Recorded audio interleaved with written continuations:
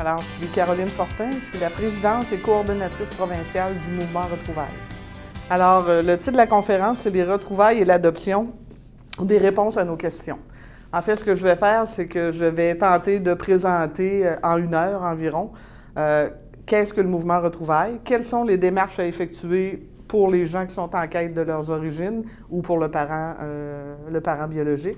Et je vais vraiment expliquer les démarches à faire au niveau gouvernemental et au niveau du mouvement Retrouvailles. Et la dernière portion va être, disons, plus politique, si on veut, parce qu'il y a un projet de loi qui est sur la table, le projet de loi 113, pour modifier les règles qui régissent les lois de l'adoption au Québec actuellement. Le mouvement Retrouvailles est un organisme qui a été fondé en 1983 pour aider et soutenir les gens qui sont concernés par la problématique de l'adoption. Donc, qui sont en démarche pour retrouver, pour l'enfant qui a été confié à l'adoption, pour retrouver son parent biologique ou ses parents biologiques, et l'inverse, pour le parent biologique, retrouver l'enfant qui l'a confié à l'adoption. Et on est aussi là pour aider les parents adoptifs qui ont des personnes adoptées qui sont en recherche, ils ne savent pas trop quoi faire avec ça. Des fois, il y a des petites craintes et tout, donc on est là pour aider la triade, en fait, l'adopté, le parent biologique et le parent adoptif. C'est un projet de loi qui a été qui a été déposé à l'Assemblée nationale en octobre dernier suite à des années et des années de demandes de notre part et d'autres associations pour remettre le droit à l'identité aux personnes qui ont été confiées à l'adoption. Donc, en tant qu'être humain, un adopté a le droit d'avoir son identité. Et ce droit-là est actuellement, je vais utiliser le mot bafoué dans la province de Québec, malgré les pressions qui sont faites depuis des années. Alors, ce projet de loi-là renverse la vapeur, donc redonnerait l'identité aux personnes qui ont été adoptées versus la confidentialité qui avait été promise aux parents biologiques à l'époque. En fait, c'est ouvert à tous.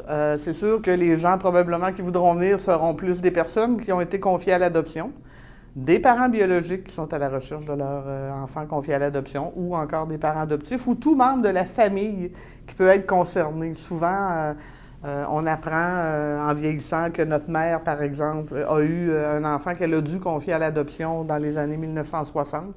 Et on est à la recherche de cette personne-là qui est notre demi-frère ou notre demi-sœur. Donc, on veut savoir comment ça marche, comment ça fonctionne et c'est quoi les démarches à faire et qui peut nous aider. Donc, ces personnes-là sont les bienvenues, mais en fait, c'est ouvert à toute personne intéressée par le sujet de l'adoption. Les gens n'ont pas apporté rien. Oui, il va y avoir de l'interaction. C'est sûr que c'est agréable d'avoir une conférence et puis de pouvoir interagir avec les gens. Donc, après chaque étape de la présentation, si on veut, si les gens ont des questions, oui, on va être là, je vais être là pour répondre à tout ça. Et oui, moi, je veux que ce soit agréable et que ce soit quelque chose, je veux pas que les gens soient stressés et regarder quelqu'un qui parle en avant. Non, je veux que ce soit convivial et humain.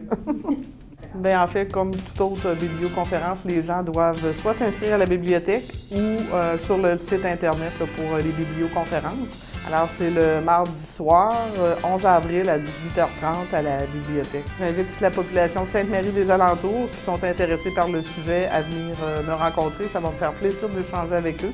Et on devrait passer de bons moments ensemble, puis on va essayer de vous informer le plus possible sur le sujet.